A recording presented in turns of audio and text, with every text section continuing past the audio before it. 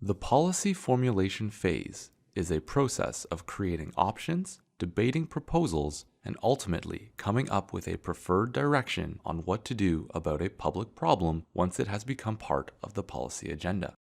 In this phase, a range of options are considered and then narrowed down to those feasible options that policymakers might accept before the alternatives become part of the formal deliberation or dialogue process. This stage raises unique questions and involves actors and processes that may differ substantially from the other stages in the policy cycle. For example, issue champions, civil society organizations, and the media may be more centrally involved in setting agendas. Technical experts and parliamentarians in policy formulation, and nurses, doctors, and street-level bureaucrats in the implementation stage. In other words, this phase is most heavily influenced and impacted by government, bureaucracies, and experts that guide issues through an option deliberation process. Several analytical frameworks can help us understand what's happening in this formulation phase. Harold Thomas proposed a 4-phase approach, including appraisal, dialogue, formulation, and consolidation. The appraisal phase considers data and evidence. Through this phase, the policy problem becomes more clearly defined and solutions are identified.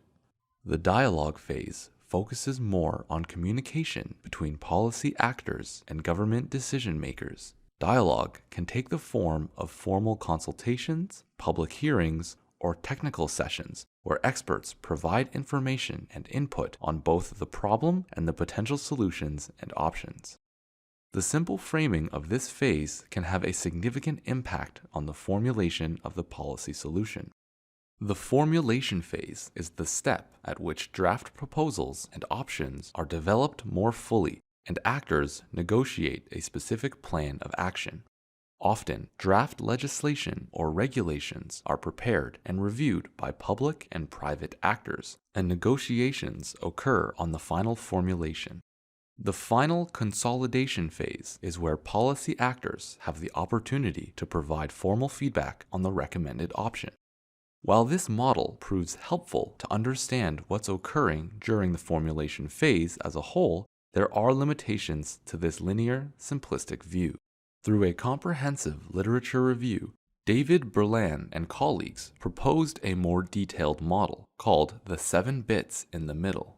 This model identified 7 distinct activities inherent in policy formulation and adoption: generation of policy alternatives, deliberation and/or consultation, advocacy of specific policy alternatives, lobbying for specific alternatives, negotiation of policy decisions, drafting or enacting policy, and guidance or influence on implementation development.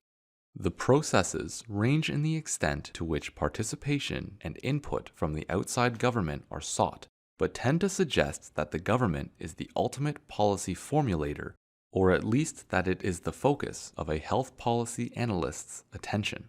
As the article revealed, a government's ability to take certain decisions are conditioned on the support it has from interest groups.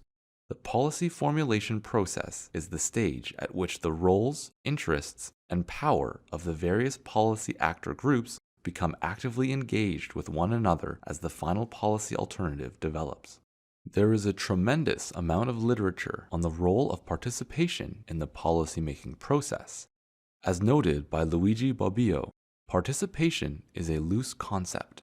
Involved citizens can be few or many, poorly or highly empowered, and their participation can be on-site or online for short or long periods of time, on high or low stake issues, etc.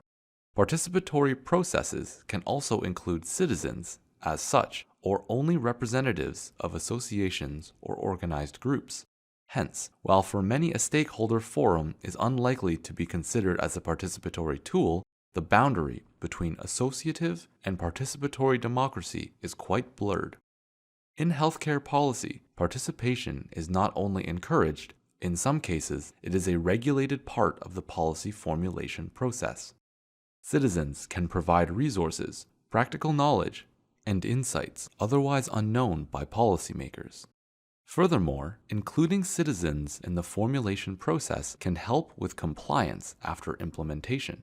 A key question and issue that arises when considering the role of the public in the policy formulation stage is where and how are various policy actors, interest groups, or the public most meaningfully engaged?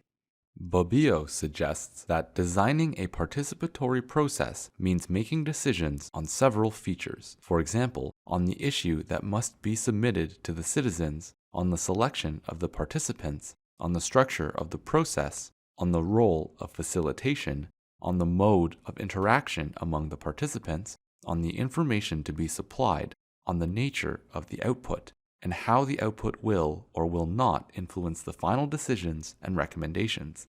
In healthcare, where at times the policy problem can be one that requires expertise, engaging broad participation on micro-level issues may not be a meaningful or effective strategy.